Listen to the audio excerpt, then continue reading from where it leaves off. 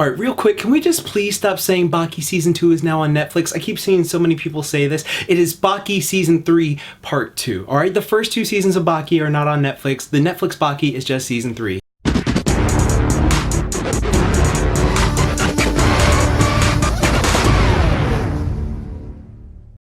Yo dudes and dudettes, your friendly neighborhood JaxBlade is back with another episode of Would That Work Out? The series where I use my knowledge of personal training and exercise science to analyze how effective a fictional character's routine would actually be if attempted in real life. And for today's episode, we're covering the loving, kicking, badass chef of the Strawhat Pirates, Sanji Vinsmoke.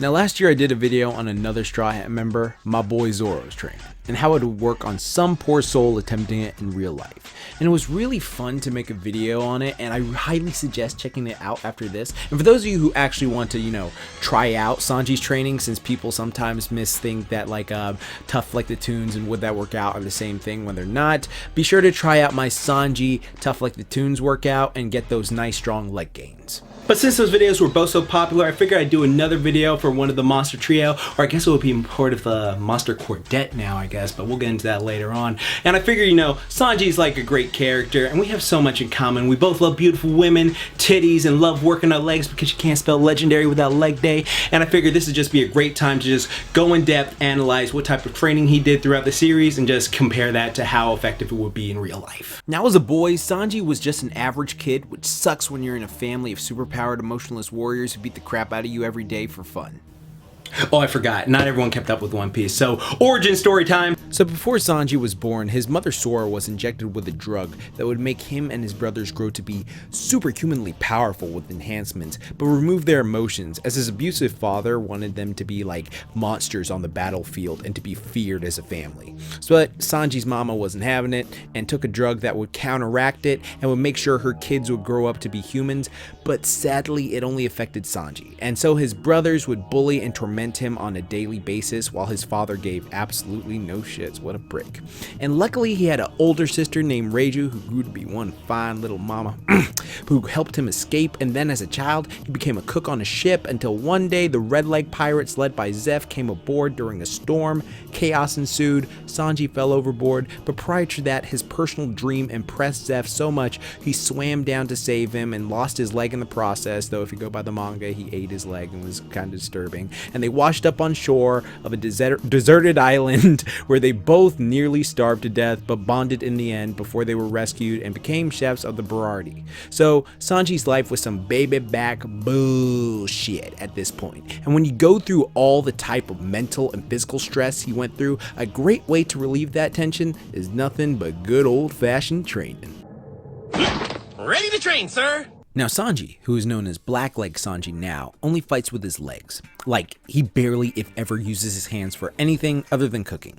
And that's why he primarily uses his feet as his weapons, which is how Zeph taught him to be one great fighter and also one kick-ass chef.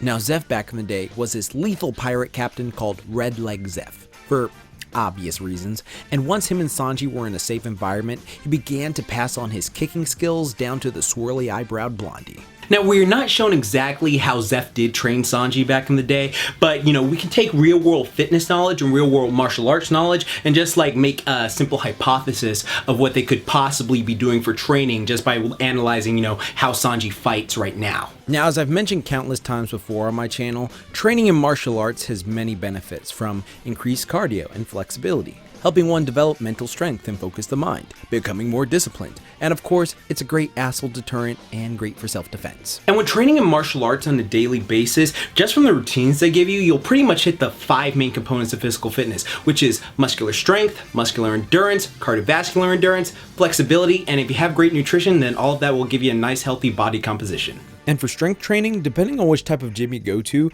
they'll usually have you doing a ton of calisthenic work and plyometrics. So Sanji was probably hitting them lunges, squats, and jumps on a daily basis. Not to mention all of this would help you become more powerful, as constant practice of striking will help you to punch and kick harder. Now, Sanji primarily uses his legs for his martial art. It's safe to say that the real life equivalent to what he's doing is just a combination of Taekwondo and Capoeira. Now, Taekwondo is a very common martial art which has a high emphasis on powerful head kicks, jump kicks, spin kicks, side kicks, and fast kicks. All of these are techniques that Sanji has mastered. Of course, with that little, One Piece power boost.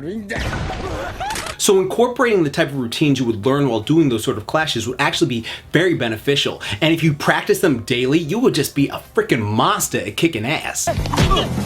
Now onto Capoeira, which is a martial art that combines dancing and acrobatics along with savage, unorthodox kicking techniques.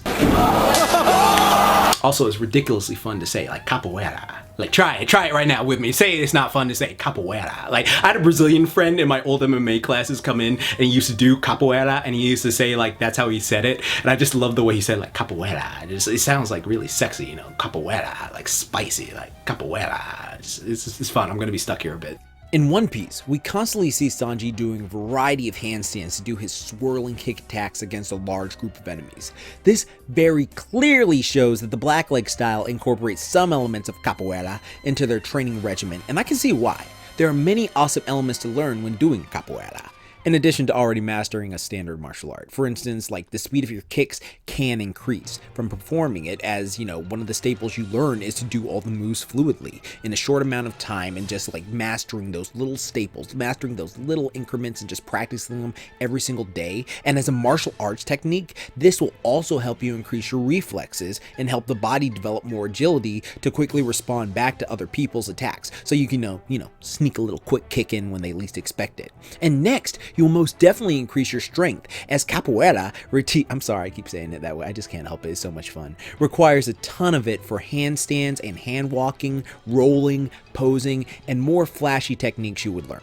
And all of these together will help your upper body strength and your core strength immensely. No wonder Sanji got a nice ripped body. Real talk, I bet if my boy Sanji actually played it cool instead of being so damn thirsty all the time, he would be getting laid left and right, because women love a strong, fit guy who can cook, and he'd just be like, hey babe, made this for you. If he was just chill and not so damn thirsty all the time, my boy would just be smashing left and right. I need to take some notes.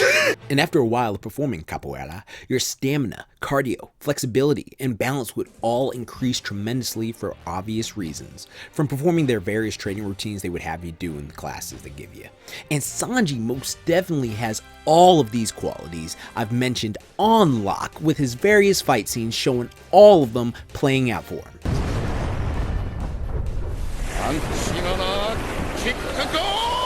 So for Sanji's training, while he does get that OP/One Piece, though in this case it's sort of the same thing, power boost, it actually does seem pretty realistic that the routines from, Taekwondo or Capoeira that they give you would help you, kick. Harder, better, faster, stronger. So that part of the training checks out. He's safe.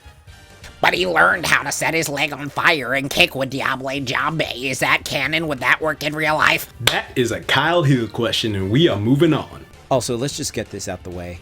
Yes, the boy should have lung cancer 10 times over since he's been smoking since he was a little kid, and he's just running and doing all this crazy stuff, and he smokes like God knows how many freaking packs a day. Now, of course, there are some outliers out there in the real world who can smoke all the time and say, oh, I smoke all the time and I'm fine, and my grandpa smoked till she was 100 years old. Okay, whatever. Look, that's not the point. Smoking is not good for you in general, all right? I think most people would agree with that, all right? It's not good for you. There's a bunch of other health complications you would get. Sanji clearly has that One Piece power hacks, which lets him smoke all the time, and maybe after they find the One Piece, or if they actually do, if the One Piece was the journey of the entire time, he probably will pass away from lung cancer or something like that. Hopefully not, but that's the thing, all right? Yes, the smoking would most definitely fuck up his running and doing all this stuff just from the amount he does it every single day. I'm telling you that as a personal trainer. I've seen this happen firsthand, so it really depends on who the person is. So I don't want to hear any comments like, whatever. No, all right? Let's just knock that out the way. We're not going to mention it for the rest of the video. All right?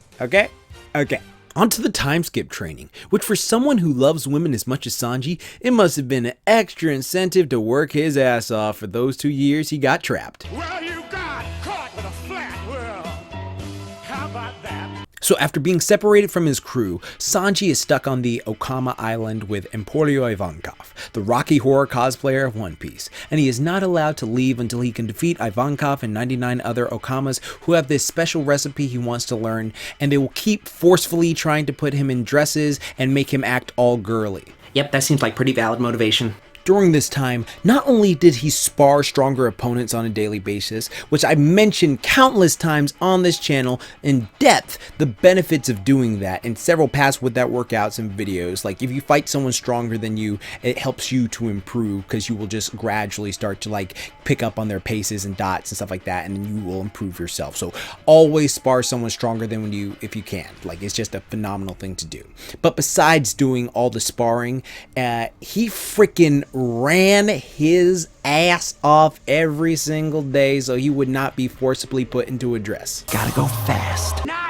Now, running and martial arts actually go super hand in hand with each other, but a lot of people are hesitant about doing it because they either have ankle pain or knee pain or hip pain, and that's no good. And if you're living with like one of these pains right now, just a common pain every single day, I highly do recommend, if you have the ability, to go to a physical therapist and just get yourself worked on, worked out, because it's so much better to just live your life without like having to worry about constant pain nagging you. Trust me, I know all about that, and it's just no fun. And for those people who are actually worried about developing it, one of the things I cannot stress enough is make sure you train every part of your leg, and also make sure that you are running properly. A lot of people, when they start running, they sort of like develop this form that's like crap, and then of course they develop injuries from that, or they're just when you get tired, they just sort of let themselves do this thing and they just keep pushing through it, and their like body is not aligned properly, and there's just so much happening in the knee, and the goes off track, and it's just no good. So I want to make sure that you actually learn to run properly. Just like, you know, there are various videos that go super in depth, like explain it. I believe even Athlete X has a great video talking about it, but just learn the proper running form and make sure you're training every part of the leg. Like some people will just do, you know, squats and lunges and they think, oh, I'm good, but you need to like train every part of the leg, because if like you let any part get weak, then that body will have to overcompensate for that weak part. And then when that body starts overcompensating, you're gonna be easier to develop injuries. Like, trust me, I'm the injury guy. Like, that's the thing. Like, I troll myself all the time for it because I hurt myself from ego lifting because I was trying to prove something wrong, and just terrible mental health. And I'm sorry if this is going on a little tangent, but I want to express to you that it is so important that you train every part of your body just like to be the best you possible, because if you're not, then that's going to just lead to issues down the end. So make sure you're training every bit of the leg, like even little things that you're like, I don't need to train that, like train it. Just, you know, doesn't have to be super heavy, but just be the best you possible and keep yourself nice and safe. Like, that's what I really want y'all to do, because safety and health is just the most important thing. It's more important than aesthetic. So make sure you learn that running form properly, and make sure that you are working every muscle in the legs. Because the thing is, I know countless people who are just physical specimens who run every single day ridiculous miles, and they just like run properly. They run with proper form. So just make sure you focus on that. Running will absolutely increase your cardio and your breathing, and it can help you build stronger joints and ligaments, and also help you burn fat, and it will help you strengthen the bones and muscles of your legs as long as you do it safely and with proper form. And all of this would increase your leg strength and kicking power, along with sparring various opponents, you know, just making sure you're still practicing the martial art. You're not just running, you're actually like practicing, you're putting it in motion.